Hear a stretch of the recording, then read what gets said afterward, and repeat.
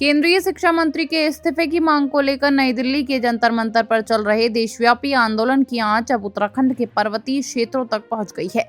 इसी क्रम में सोमवार को अल्मोड़ा के ऐतिहासिक गांधी पार्क में एक विशाल धरने का आयोजन किया गया, जिसमें जंतर मंतर पर प्रदर्शन कर रहे आंदोलनकारियों के प्रति पुरजोर एकजुटता व्यक्त की गई। धरने को संबोधित करते हुए वक्ताओं ने शिक्षा व्यवस्था से जुड़े हालिया घटनाक्रमों पर गहरी चिंता व्यक्त की।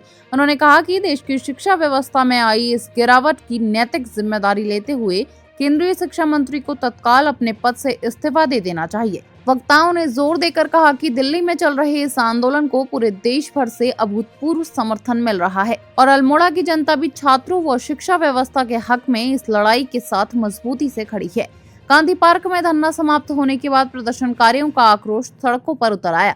आंदोलनकारियों ने पार्क से एक विशाल जुलूस निकाला जो नगर के विभिन्न प्रमुख और व्यस्त मार्गों से होकर गुजरा। जुलूस के दौरान प्रदर्शनकारी हाथों में तख्तियां और बैनर थामे हुए थे, जिन पर सरकार विरोधी और शिक्षा व्यवस्था में सुधार की मांग के नारे लिखे थे। पूरे शहर में केंद्र सरकार के खिलाफ जोरदार नारेबाजी से माहौल गर्म रहा। वक्ताओं ने एक सुर में मांग की कि शिक्षा व्यवस्था में पूर्ण पारदर्शिता, जवाबदेही और छात्रों के हितों की रक्षा हर हाल में सुनिश्चित की जानी चाहिए। उन्होंने केंद्र सरकार को दो टूक चेतावनी देते हुए कहा कि यदि जल्द ही उनकी जायज मांगों पर कोई सकारात्मक निर्णय नहीं लिया गया तो इस आंदोलन को उग्र करते हुए और व्यापक रूप दिया जाएगा।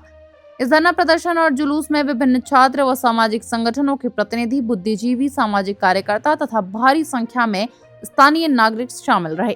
देखिए, पूरे देश में जो है बच्चे पेपर लीक के खिलाफ खड़े हुए थे और उसके जिम्मेदारों को सजा देना चाहते थे, लेकिन सरकार क्योंकि खुद जिम्मेदार है पेपर लीकों की, इसलिए सरकार ने आज तक शिक्षा मंत्री का इस्तीफा नहीं दिया। इस पर पूरे देश में आंदोलन चल रहा है। सोनम वांगचुक जैसे व्यक्ति 20 दिन तक उसमें बैठे और जिस तरह उनको उठाया, उससे साफ लगता है कि मोदी सरकार जनता के भावनाओं को नहीं समझना चाहती है।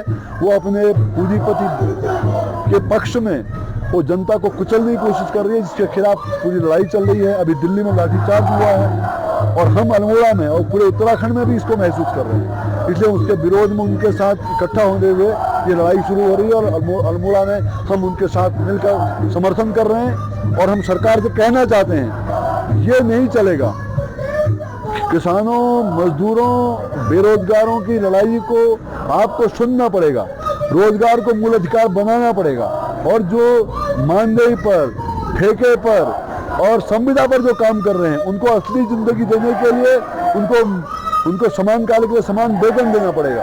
ये बड़े बदलाव की लड़ाई है और अल्मोड़ा में हम उसके साथ खड़े हैं। और निश्चित तौर पर जो पूरे देश के अंदर चल रहा है कि सरकार जो है अपनी तमाम जिम्मेदारियों से जो है भाग रही है और आज जो है 22 लोगों ने जो है आत्महत्याएं की हैं पेपर लीक के मामले में। वो आत्महत्याएं नहीं बल्कि वो तो हत्या है और जो इसके लिए सरकार को जिम्मेदार बनाना होगा और मुख्य रूप से शिक्षा मंत्री इसके लिए जिम्मेदार है और उसके जो है इस्तीफा की मांग को लेकर के जो आज पूरे देश के अंदर ये संघर्ष चल रहा है और उसी के साथ एकजुटता प्रदर्शित करने के लिए हम लोग आज अल्मोड़ा में जो है एकत्रित हुए हैं।